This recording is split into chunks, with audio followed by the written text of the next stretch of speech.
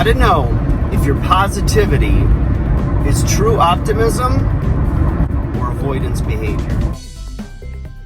Hey guys, welcome back to 5nothing100nothing.com. I am Bucket!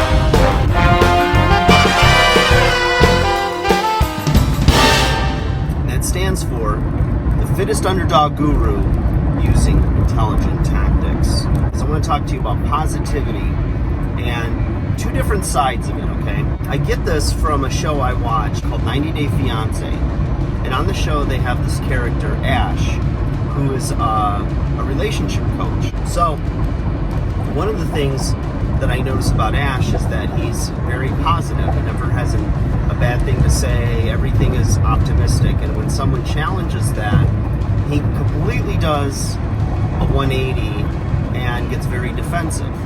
Now, what's interesting is that I think back to earlier years for myself that I was always very positive.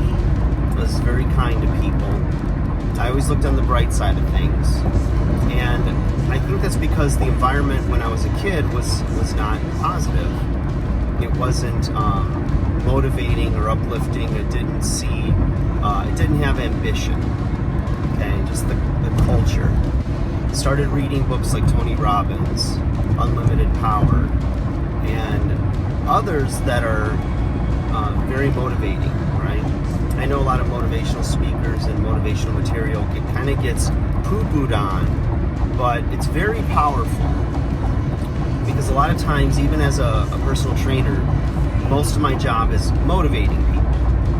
And so I've put these tools that I have in my toolbox to good use in my field. But as I matured, I started to see the difference between, or adding, I should say, a layer to positivity and a depth to it in realism.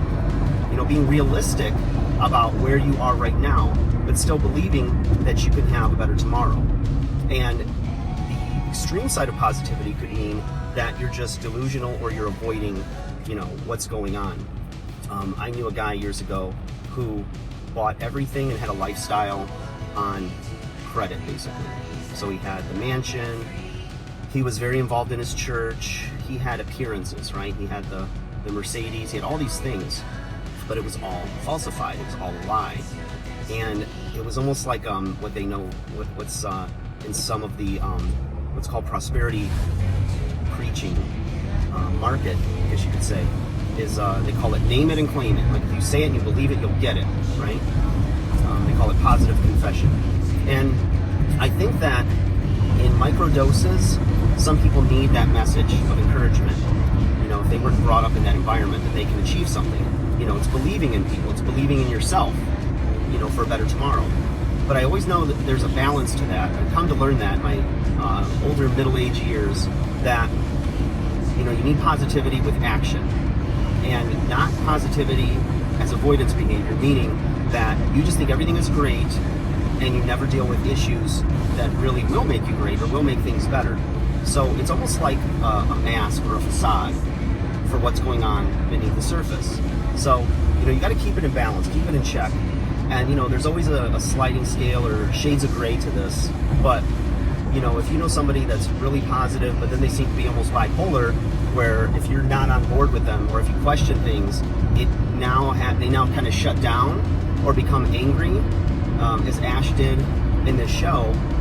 And I hope that when he looks back at these shows, that maybe that sheds a little light on those areas where he's weak, in his character or in his philosophies that, he sells in his business.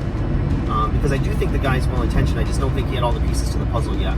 It's always interesting when I see somebody who's like in their teens or 20s that is trying to tell you how to live your life or how to do things when they haven't really lived through anything. And the thing is that, there are really smart young people, so I don't want to deny that. And you can't just discount everything they say based on age. But experience is one hell of a teacher. And that's where you gain a lot of wisdom. and insight because you've lived through things. So, you know, you can say you know how you're going to raise your child and how it's going to be better than the way your parents raised you. And, you know, if your friends are struggling with, you know, behaviors of their children, you start giving them advice. Well, just do this, just do that. Well, a lot of times, you guys, it falls on deaf ears. And I know people hate to say, well, you don't know because you don't have children. But, you know, it's true in every area of life. You don't know until you actually experience something yourself.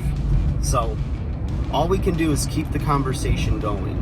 You know, approaching things with humility and an open mind to learn and be better than we were yesterday. Hope that helps you guys. Stay positive. I'm positive you're going to do it. All right, guys, take care. Like, share, subscribe.